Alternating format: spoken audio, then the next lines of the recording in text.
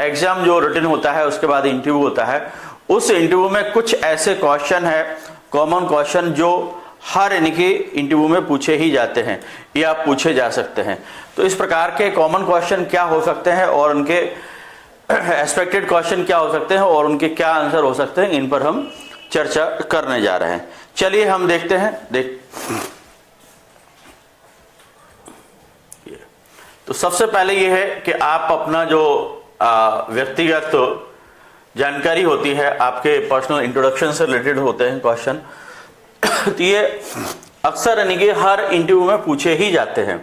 कोई भी इंटरव्यू बना रहा है उसमें आपसे ये क्वेश्चन जरूर पूछे जाएंगे। तो पहला क्वेश्चन यही बनता है कि आप अपने बारे में बताएं या इंट्रोड्यूस योरसेल्फ, या अपना इंट्रोडक्शन दें, मतलब अपने बारे में बताएं, अपना परिचय दें, कैसे भी पूछ लिया जाए। तो ये क्वेश्चन अमूमन तौर पर पूछा ही जाता है। तो इस क्वेश्चन का आपको जवाब कैसे देना है वो आपको बता रहा हूं। इसमें आपको अपने बारे में, देखिए इसमें जो पूछा जा रहा है उसमें आपके बारे में पूछा जा रहा है, तो आपसे ज्यादा आपके बारे में कोई जानता ही नहीं है, लेकिन यह है कि उसमें क्या क्या आपको बताना है ये समझना बहुत जरूरी होता है। अदरवाइज क्या होता है कि आप अनसिस्टमेटिक तरीके से आप यानी कि बताते हैं तो उसका इंप्रेशन खराब हो जाता है। तो आपको सीक्वेंस वाइज बताना है। तो इसमें सीक्वेंस वाइज में आपको क्या बताना है, तो सबसे पहले आप अपना नाम बताएंगे, उसके बाद आप अपने गृह जिले का नाम बताएंगे, फिर आपका एजुकेशनल जो बैकग्राउंड है, आपको प्राइमरी एजुकेशन, उसके बाद आपका यानी कि ग्रेजुएशन और आपका स्कूली मतलब एजुकेशन के बाद आपका ग्रेजुएशन, उसके बाद पोस्ट ग्रेजुएशन, और यदि कोई हायर एजुकेशन है जैसे आपका पीएचडी आपने कर रखा है तो उससे रिलेटेड भी यानी कि चीजें आपसे पूछी जा सकती हैं।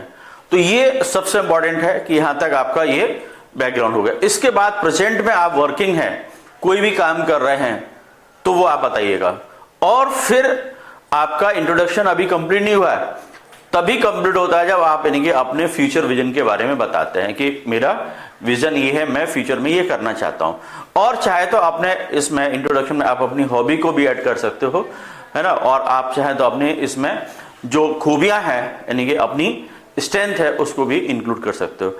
लेकिन यह है कि आपका इंट्रोडक्शन जो है किसी भी कंडीशन में, पर्सनल जो इंट्रोडक्शन है वो 1 मिनट से लेकर के 1.5 मिनट से ज्यादा का टाइम नहीं लगना चाहिए। इतने टाइम में आपका फिनिश हो जाना चाहिए, बहुत लेंदी नहीं होना चाहिए, बहुत ज्यादा शॉर्ट भी नहीं होना चाहिए। ठीक है।